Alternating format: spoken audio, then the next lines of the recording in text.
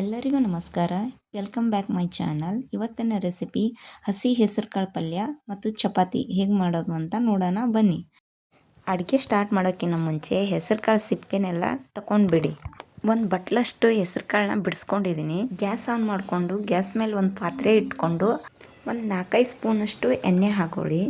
ಎಣ್ಣೆ ಕಾದ ನಂತರ ಒಂದು ಅರ್ಧ ಚಮಚ ಜೀರಿಗೆ, ಅರ್ಧ ಚಮಚ ಸಾಸಿವೆ ಹಾಕೊಳ್ಳಿ. ಜೀರಿಗೆ ಸಾಸಿವೆ ಚಟಪಟ ಅಂತ ಸಿಡಿಯೋಕ್ಕೆ ಸ್ಟಾರ್ಟ್ ಮಾಡಿದ ನಂತರ 5-6 ಹೆಸರಷ್ಟು ನಾನು ಬೆಳ್ಳುಳ್ಳಿ ಸಿಪ್ಪೆ ಬಿಡಿಸಿಟ್ಕೊಂಡಿದ್ದೀನಿ, ಅದನ್ನು ಹಾಕ್ಕೊತೀನಿ. ಈಗ ಒಂದು 7-8 ಹಸಿಮೆಣಸಿನ್ಕಾಯಿನ ನಾನು ಮೊದಲೇ ಮಿಕ್ಸರ್ ಹಾಕಿ ರೆಡಿ ಮಾಡಿ ಇಟ್ಕೊಂಡಿದ್ದೀನಿ, ಹಾಕ್ಕೊಳಕತ್ತೀನಿ ರೀ. ಈಗ ಅದನ್ನೆಲ್ಲ ಹಾಕೊಂಡ ನಂತರ ಒಂದು ಟೊಮೆಟೊ ಹಣ್ಣು ಹೆಚ್ಚಿಟ್ಕೊಂಡಿನಿ ರೀ ಎಲ್ಲ ಸೈಡಿಗೆ.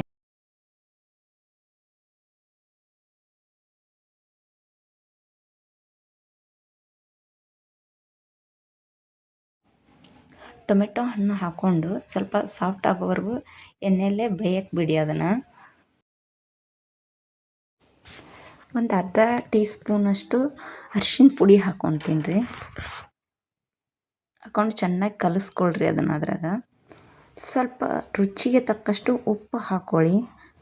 ಕಾಳಿನ ಪ್ರಮಾಣ ನೋಡಿಕೊಂಡು ಡೈಲಿ ಅಡುಗೆ ಮಾಡೋರಿಗಂತೂ ಗೊತ್ತೇ ಇರುತ್ತೆ ಎಷ್ಟು ಹಾಕಿದರೆ ಎಷ್ಟು ಹಾಕಬೇಕು ಉಪ್ಪು ಅಂತ. ಅದಕ್ಕೆ ನಾನು ಒಂದು ಸ್ಪೂನಷ್ಟು ಉಪ್ಪು ಹಾಕ್ಕೊಂಡಿದ್ದೀನಿ. ಈಗ ಕಾಳು ಹಾಕ್ಕೊಳ್ಬೇಕು.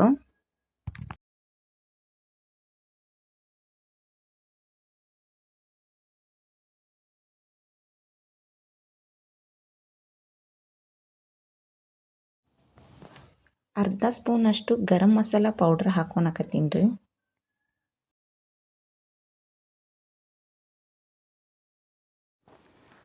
ಅರ್ಧ ಗ್ಲಾಸಷ್ಟು ನೀರು ಹಾಕ್ಕೊಂಡು ಕುದಿಯಕ್ಕೆ ಬಿಡಿ.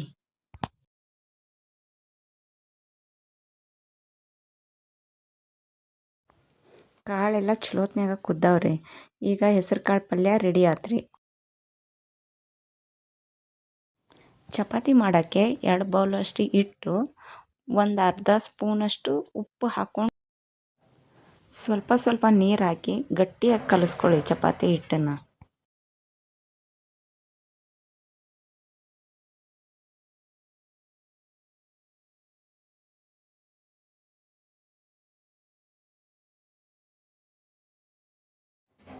ಈ ಥರ ಗಟ್ಟಿಯಾಗಿ ನಾದ್ಕೊಳ್ಳಿ.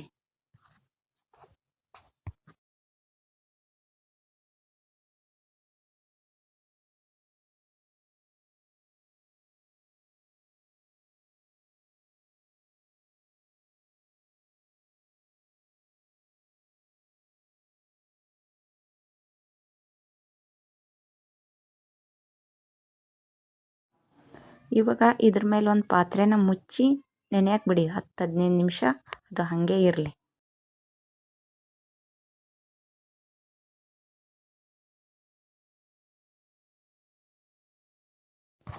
ಸಣ್ಣ ಸಣ್ಣ ಉಂಡೆ ಮಾಡಿ ಇಟ್ಕೊಂಡು ಈ ಥರ ಮೊದಲು ಸಣ್ಣವಾಗಿ ಲಟ್ಟಿಸ್ಕೊರಿ.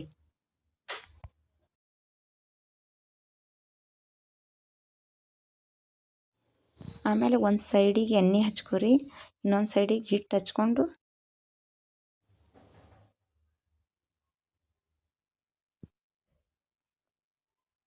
ಕೂಡಿಸ್ಕೊಂಡು ಲಟ್ಟಿಸ್ಬೇಕ್ರಿ ಅವನ್ನ. ಈಗ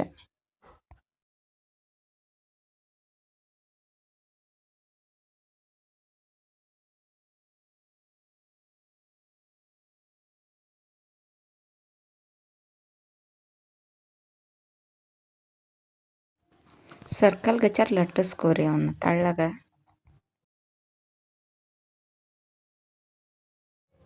ಹಂಚು ಕಾಯಕ್ಕೆ ಇಡ್ರಿ. ಹಂಚು ಕಾದ ನಂತರ ಚಪಾತಿ ಲಟ್ಟಿಸಿಟ್ಕೊಂಡಿದ್ದನ್ನ ಹಂಚ್ ಮ್ಯಾಗ ಸ್ವಲ್ಪ ಎಣ್ಣೆ ಹಾಕಿ ಬೇಯಿಸ್ಕೊರಿ. ಅಚ್ಚಕ ಇಚ್ಚಕ ಒಳಿಸಿ.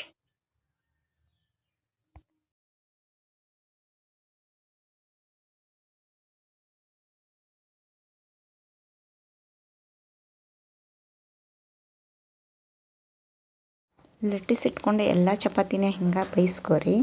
ಬೇಯಿಸ್ಕೊಂಡ ನಂತರ ಹೆಸರುಕಾಳು ಪಲ್ಯ ಚಪಾತಿ ಸವಿಯಲು ಸಿದ್ಧ. ಈ ರೆಸಿಪಿ ಯಾರಿಗೆಲ್ಲ ಇಷ್ಟ ಆಗಿದೆ ಪ್ಲೀಸ್ ಸಬ್ಸ್ಕ್ರೈಬ್ ಮಾಡಿ. Thank you for watching.